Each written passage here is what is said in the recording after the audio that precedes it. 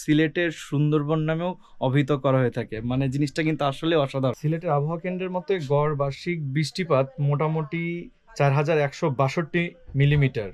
আর জুলাই মাসে হচ্ছে সব থেকে বেশি বৃষ্টিপাত হয়ে থাকে, সেখানে কাউন্ট করা হয় 1250 মিলিমিটার।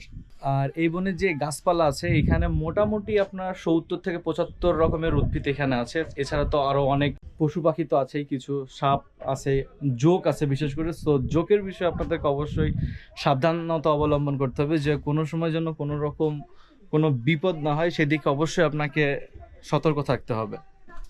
আর সবচেয়ে একটা ইন্টারেস্টিং জিনিস আছে রাতারগুলে, তার ভেতর একটা হচ্ছে আপনার এখানে 80% জায়গায় হতেছে আপনার ফিল আপ করা থাকে, মানে ছায়া। আপনার রোদ আপনি দেখতে পাবেন না, অনেক কিছু কিছু জায়গায় রোদ আছে।